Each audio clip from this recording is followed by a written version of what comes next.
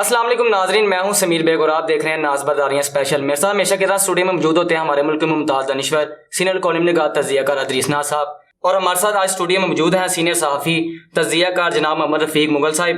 آپ صدر Gujranwala union of journalist ہیں۔ السلام علیکم۔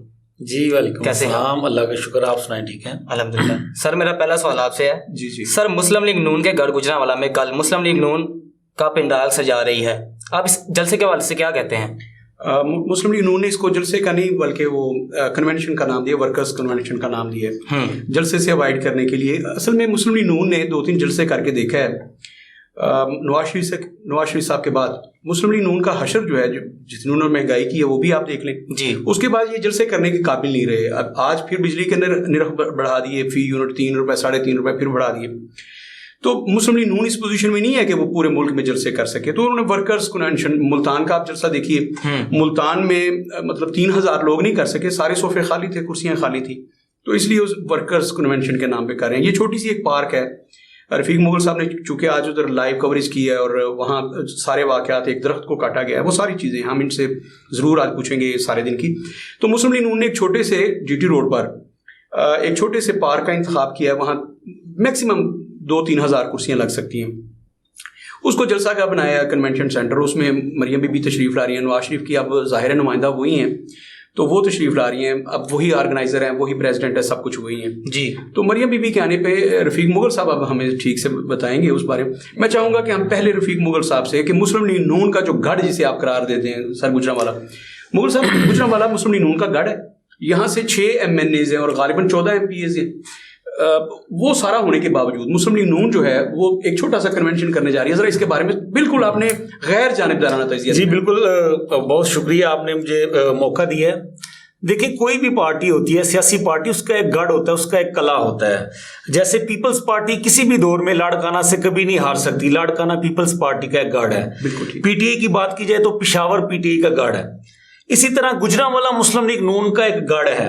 لاہور سے مسلم لیگ نون 2018 میں بھی بہت ساری نشستیں لوز کر گئی تھی، مگر گجرانوالہ ایک واحد ایسا ضلع تھا، نہ صرف ضلع بلکہ یہ پورا ریجن، جہاں سے انہوں نے اکثریت ملی تھی۔ 19 کے قریب ان کے MNAs تھے، ریجن میں 30 کے قریب MPs کی نشستیں جیتی تھی، اور گجرانوالہ میں 14 MP اور 6 MNAs جیتے تھے۔ یہ سویپ کیا تھا انہوں نے۔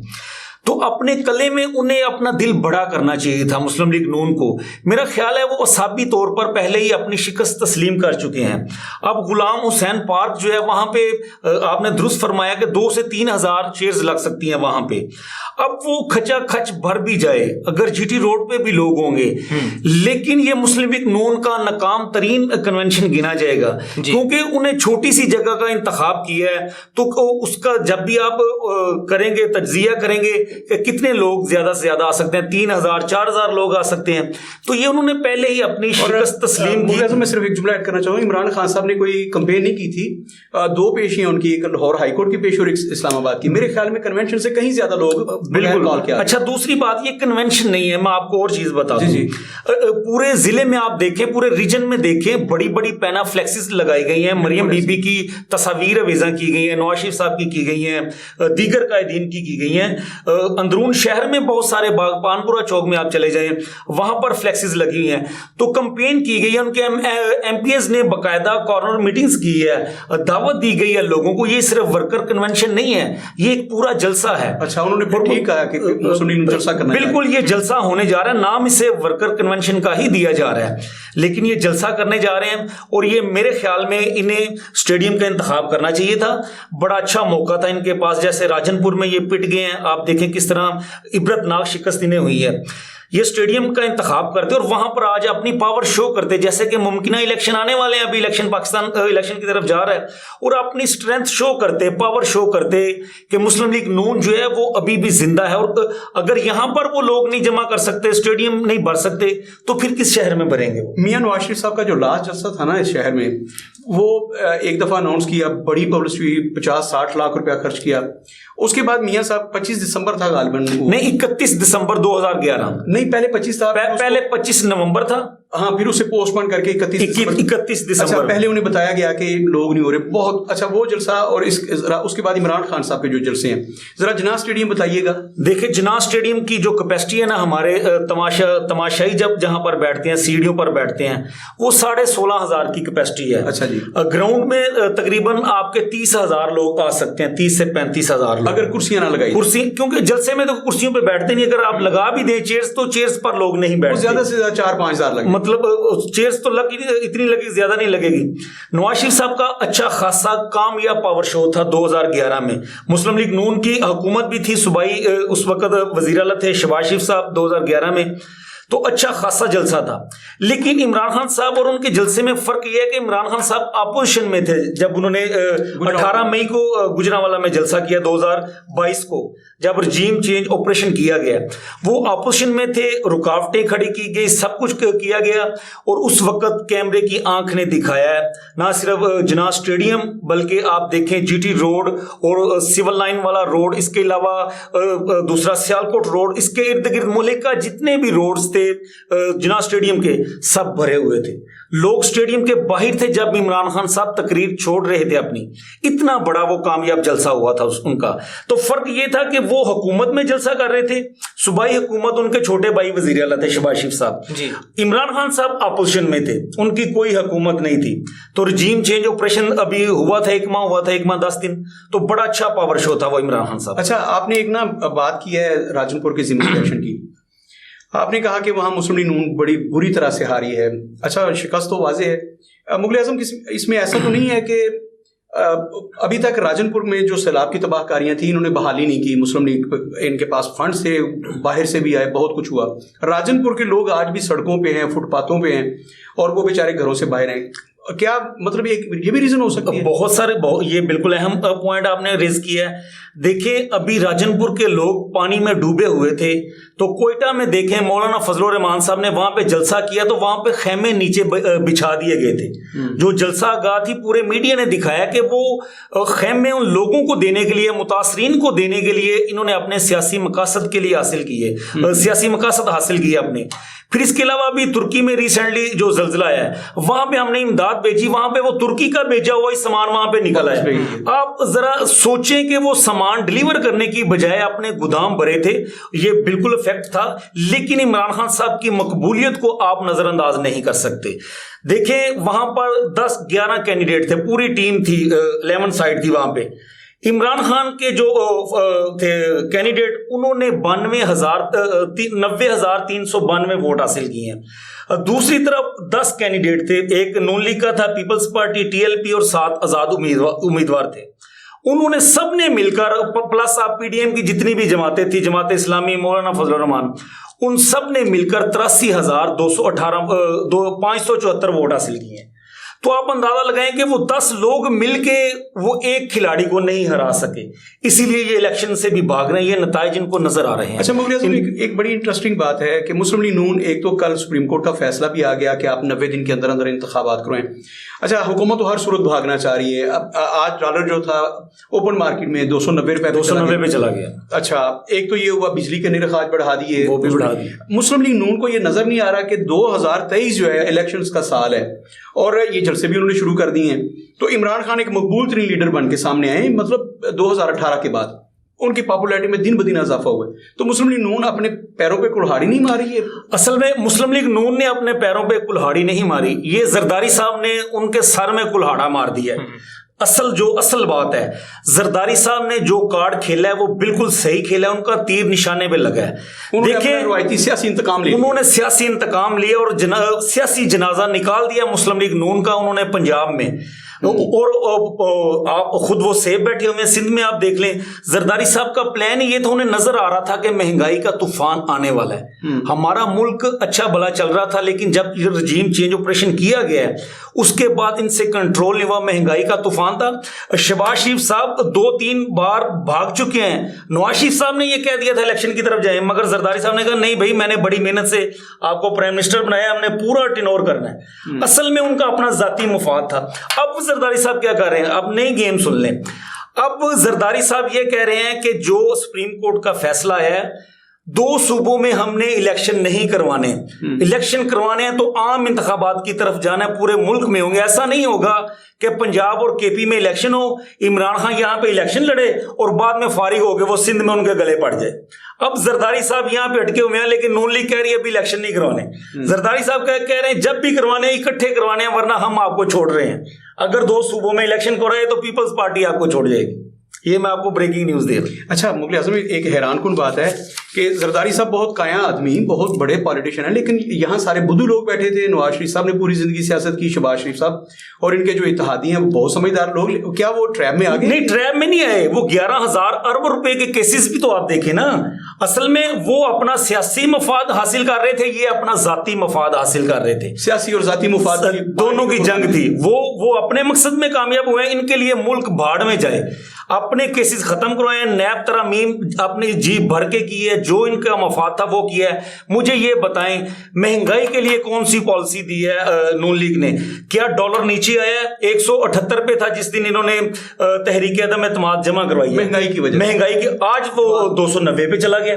کون سی پالیسی انہوں نے متعارف کروائی ہے؟ اسحاق ڈار صاحب آئے ہیں, آتے انہوں نے 76 کروڑ روپے اپنی سیلری لے لی ہے. بھئی کیا کیا آپ نے 5 سال میں پاکستانیوں کے لیے جو آپ 76 کروڑ روپے آپ سیلری لے رہے ہیں سینٹ کی نشست کے حوالے سے؟ بالکل. وہ تو یہ دیکھیں, یہ ان کے ذاتی مفاد ہے, یہ حاصل کر چکے ہیں, اپنے کیسز ختم کروا لیے ہیں. زرداری صاحب نے سیاسی مفاد اپنے حاصل کر لیے ہیں. نہیں, وہ تو کہہ رہے ہیں کہ ہم تنخواہیں لیتے ہی نہیں ہیں, ہم تو فی سبیل اللہ. تنخواہیں ابھی کابینہ کی اس نے ختم کیا وزیر اعظم صاحب نے, جب پوری قوم ان کی طرف دیکھ رہی تھی, ان پر تنقید کی گئی ہے, میڈیا ان کے اوپر چڑھائی کی ہے, تو انہوں نے بڑا نیک کام کیا. دیکھیں کتنا اچھا کام کیا. اور وہ پرائم منسٹر صاحب بڑی اچھی پریس کانفرنس کر رہے تھے, پورا انہوں نے ایک پوری کابینہ بٹھائی ہوئی تھی. اور دیکھیں کتنا احسان کر رہے ہیں وہ, قوم پر کتنا بڑا احسان کیا ہے کہ قوم کے پیسے سے سیلری لے رہے ہیں, قوم کے ٹیکسوں کے پیسوں پہ گاڑیاں چلا رہے ہیں, اب نہیں چلا رہے تو احسان قوم پر کیا جا رہا ہے. دیکھیں کتنی زبردست بات تھی ہے. نہیں, انہوں نے یہ بھی تو کہا نا کہ ہم کفایت شاعری کی طرف جائیں گے, ہم یہ کر دیں گے, وہ کر دیں گے. تو اس کو تو اچھا, کفایت شاعری بالکل کرنی چاہیے, لیکن دیکھیں نا کون سا ایسا بندہ ہے ان میں سے جو کمزور آدمی ہے؟ سب وڈیرے ہیں, اربوں پتی ہیں, کروڑوں پتی نہیں ہیں, اربوں پتی ہیں. کون سا بندہ جس دن سے بیٹھے ہیں کہ ان کو ملک کے حالات کا نہیں پتا تھا؟ ملک دیوالیاں ہونے جا رہا ہے, کسی نے اپنی جیب سے پیٹرول ڈلوایا. ہمارے وزیر اعظم صاحب کے بس میں ہو تو وہ اپنا کمرہ جہاز میں بنوا لیں, وہ جہاز سے اترے ہی نہ, اتنے دورے کر بیٹھے ہیں. 2 ارب سے زائد کے دورے ہمارے وزیر خارجہ صاحب کر بیٹھے ہیں. اچھا, وہ پاکستان میں نہیں ہے. اچھا, ایک بات, وہ جب جلسہ ہونے جا رہا ہے جہاں سے سمیر صاحب نے آغاز کیا کہ کل جلسہ ہونے جا رہا ہے, وہاں پہ آج ایک حیران کن ایک جوان درخت جو تھا, سرسبز درخت, اس کو کاٹ دیا گیا. یہ کیا؟ ایک نہیں, بہت سارے. ادریس ناز صاحب دیکھیں, اس سے زیادہ افسوسناک بات کیا ہے, جانبداری آپ کو یہاں پر نظر آئے گی. جانبداری کیا آئے گی؟ 2-3 دن پہلے ہمارے ڈپٹی کمشنر صاحب یہ کمپین لانچ کر رہے ہیں کہ شہری شجرکاری مہم میں حصہ لیں. اس کا باقاعدہ افتتاح کیا گیا, درخت لگائے گئے ہیں. موسم بہار چل رہا ہے اور غلام حسین پارک جو ہے سرکاری پارک ہے, وہاں پہ درخت لگے ہیں, ان کے سامنے درخت کاٹ دیے گئے ہیں. موسم بہار میں سرسبز اتنے قداور درخت جو ہیں وہ 10-20 سال سے وہ کاٹ دیے گئے ہیں. اس کے بعد ڈپٹی صاحب, ہمارے ڈپٹی کمشنر صاحب بالکل خاموش تماشائی ہیں. پی ایچ اے کو کوئی سانپ سونگ گیا, کوئی پوچھنے والا نہیں ہے. یہ کیسا دوہرا معیار ہے؟ یہ غیر جانبدار نہیں ہے, جانبدار ہیں. شہریوں کو آپ کہہ رہے ہیں درخت لگائیں, شجرکاری مہم میں مطلب آپ آلودگی سے پاک گزرنے والا ہونا چاہیے, سرسبز ہونا چاہیے. لیکن دوسری طرف آپ کے سامنے وہ ایک سیاسی مقاصد حاصل کرنے کے لیے, وہ پنڈال سے جانے کے لیے کہ کیمروں میں ویوز اچھا آئے, مریم صاحبہ جب آئیں تو ان کو کارکن نظر آئیں, درخت آگے نہ ہو, ان درختوں کو کاٹا جا رہا ہے. فوٹیجز ہمارے پاس موجود ہیں, ہم نے دکھائی بھی. حیران کن بات ہے کہ جگہ نہیں چینج کی, جگہ نہیں چینج کر. انہوں نے کہا کہ بے شک سارے شہر کو بلڈوز کرنا پڑے, درخت کاٹنے پڑے, جو مرضی. لیکن یہ قصور سارا انتظامیہ کا ہے. دیکھیں وہ اگر درخت کاٹ رہے ہیں وہ اپنے سیاسی مقاصد کے لیے کاٹ رہے ہیں. بھائی ایڈمنسٹریٹر کس لیے بیٹھے ہوئے ہیں؟ D C P H A کیا کر رہا ہے, ڈی سی کیا کر رہا ہے؟ بھائی اس میں ڈی سی صاحب کو نوٹس لینا چاہیے تھا, ان کے خلاف ایف آئی آر درج ہوتی. اس کا مطلب یہ ہے کہ نگران سیٹ اپ جس طرح اپوزیشن الزام عائد کر رہی ہے حکومت کے اوپر کہ نگران سیٹ اپ ان کی کٹ پتلی بنا ہوا ہے, یہ چیزیں ظاہر ہو رہی ہیں. ان چیزوں سے آپ کو اشارہ ملتا ہے کہ واقعی یہ کٹ پتلی بنے ہوئے ہیں. اچھا, الیکشن بہت قریب ہیں, بہت قریب ہیں. مجھے تو لگ رہا ہے 2-3 مہینے بعد الیکشن ہونے ہیں. ہر صورت جتنا مرضی یہ بھاگ لیں. مجھے یہ بتائیے کہ عمران خان صاحب نے بہت بڑی غلطی نہیں کی پنجاب چھوڑ کے اور کے پی کی چھوڑ کے, مطلب ٹھیک ہے اس سیاسی مقاصد تو حل نہیں ہوا اس سے حاصل نہیں, اس میں کافی دیکھیں نا وہ کافی حد تک کامیاب ہوئے ہیں جو بھی انہوں نے فیصلے لیے ہیں. اگر تو وہ اپنے کیسز کو دیکھتے, اس طرف دیکھا جائے تو انہوں نے غلطی کی ہے, لیکن دیکھیں ان کی مقبولیت میں اضافہ ہوا ہے. انہوں نے دونوں حکومتیں قربان کی ہیں. پاکستان کی تاریخ میں کبھی ایسا نہیں ہے آپ کو ملا. لوگ اقتدار کے ساتھ چمٹے رہتے ہیں, کورٹ میں چلے جاتے ہیں, کورٹ میں چلے جاتے ہیں. جیسے آپ دیکھ لیں ملک خدا نہ خواستہ دیوالیاں ہونے کی طرف جا رہا ہے, مگر ہمارے حکمران چمٹے ہوئے ہیں, الیکشن کی طرف نہیں جا رہے. انہوں نے دونوں حکومتیں چھوڑی ہیں. تو اس کے بعد میں پھر راجن پور کی مثال دوں گا. اگر یہ فیصلہ غلط ہوتا, وہاں پہ سرکاری مشینری کا استعمال ہوا ہے, وہاں پہ جو نہ نظر آنے والی قوتیں ہیں ان کا بھی استعمال ہوا ہے, وہاں پہ تمام چیزیں جو ہے وہ کی گئی ہیں. 2 دن پہلے تو ڈپٹی کمشنر نے کہہ دیا ہم الیکشن نہیں کروا سکتے, مطلب یہ ٹیکنیکل دھاندلی تھی. لیکن الیکشن کمیشن نے کہا کہ بھئی آپ کو الیکشن کروانا پڑے گا. اتنا کچھ کرنے کے باوجود اسے نہیں مطلب وہ شکست نہیں دے سکے. اس کا مطلب کہ ان کے فیصلے, اصل میں سیاسی لوگوں کے فیصلوں کا آپ کیسے تعین کرتے ہیں کہ عوام میں مقبولیت کم ہوئی یا زیادہ؟ ہمیں سیاسی لوگوں کو اس طرح دیکھنا چاہیے. یہ نہیں دیکھنا چاہیے کہ اگر انہوں نے حکومت چھوڑ دی, ان پر مقدمات درج ہوئے ہیں, ان کے اوپر وہ جیلوں میں. نہیں, سیاسی بندے کی اصل طاقت اس کا ووٹ ہوتا ہے, اور اس کا نفع نقصان یہ دیکھنا چاہیے کہ کیا ان کے ووٹ کم ہوئے یا زیادہ. تو میرے خیال میں ان کے ووٹ زیادہ ہوئے ہیں. جیسے نواز شریف صاحب باہر گئے ہیں, ان کو مالی طور پہ ہو سکتا ہے بہت سارا فائدہ ہوا, لیکن سیاسی طور پہ نقصان ہوا ہے. ان کے ووٹ کم ہوئے ہیں, ان کا ووٹ بینک کم ہوئے ہیں.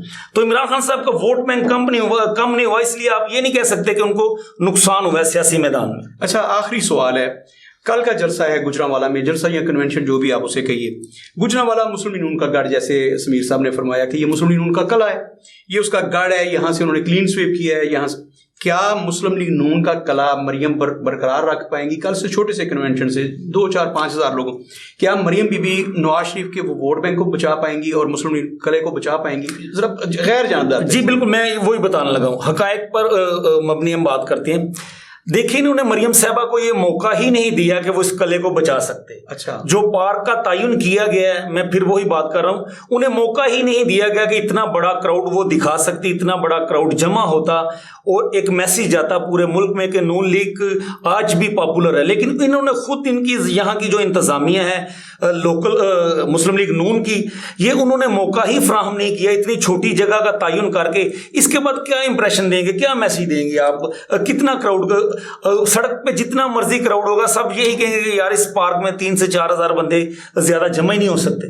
تو کیسے یہ ان کو تو موقع ہی نہیں ملا کہ وہ خود کو ثابت کر سکتی. اچھا, آپ کیا دیکھتے ہیں کہ آنے والے انتخابات میں جب بھی ہوتے ہیں 3 مہینے بعد, 4 مہینے بعد, اس نومبر اکتوبر میں تو ہر صورت حکومت بھی کروانا چاہتی ہے, اگر 4-5 مہینے بعد انتخابات ہو جاتے ہیں, عمران خان اس قلعے میں شگاف کرنے میں کامیاب ہو جائیں گے, یہاں سے وہ اپنی سیٹس نکالنے میں کامیاب ہو جائیں گے؟ آپ کو کیا لگتا ہے؟ میرا نہیں خیال کہ, کیونکہ عمران خان کی مقبولیت بہت زیادہ ہے, لیکن گجرانوالہ قلعہ ہے مسلم لیگ نون کا, اس سے کوئی نہیں کہہ سکتا, یہ ایک سچ ہے.